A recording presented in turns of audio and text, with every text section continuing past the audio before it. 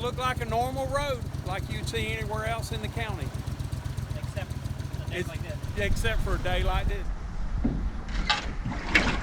A day where David Baum is forced to take a boat to cross his Georgetown County neighborhood. He's one of several neighbors flooded out by the latest spillwater release at the Santee Dam. Santee Cooper plans to increase the spill at the spillway today.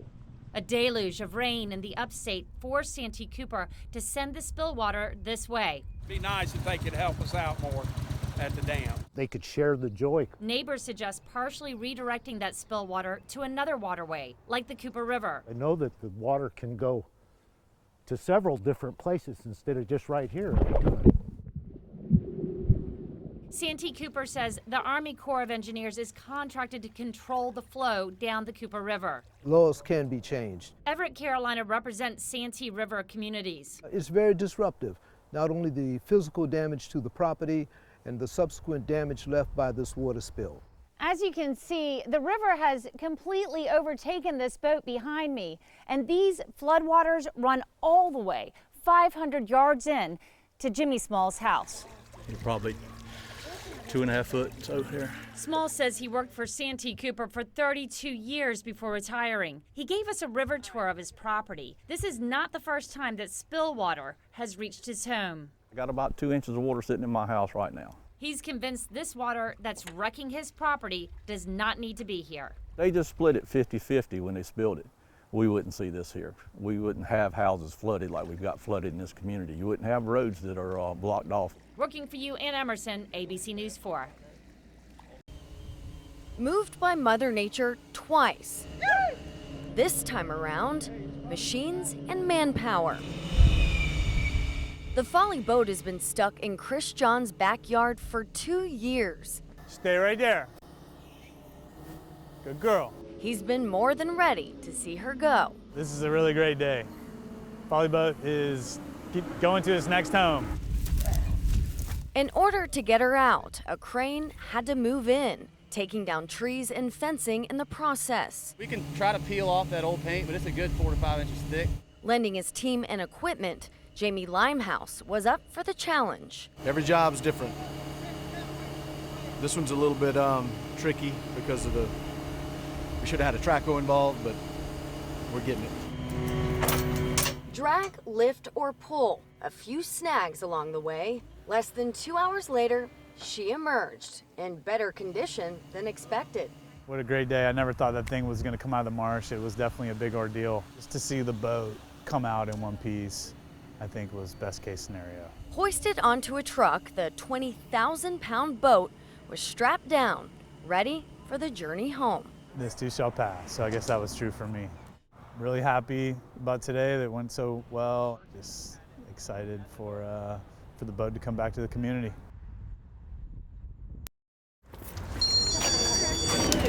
We could do a beautiful mix for you. Good morning, Tiger Lily. This is Lisa. I'm good at this. It is very organized, believe it or not. Here we go. I'll follow you out, okay? Our system has been in place for over 20 years. We've been preparing for this for before Christmas, and we have a lot of great help and a lot of great managers and staff. Last night ended at midnight. This morning started at 6:30. Now, how do I pronounce your last name? The whole place is a family, yep. We were going to order, but since we had the day off from school, we figured we would hand deliver them today. Driving directions 2519. I'm usually an airline pilot. I help out on Mother's Day, Valentine's, or when there's deliveries that they need me to help out on. A happy hydrangea. This load I had 20, and I'll probably go back and do one more. What's the one thing that, like, at the end of the day, that's hurting the most? My feet were killing me yesterday. They were just throbbing. So I'm running around here. That'll do it.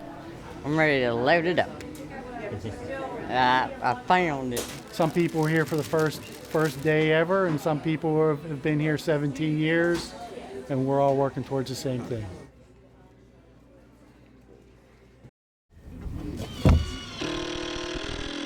Everybody that's working on the realm, I mean, they got a beautiful attitude.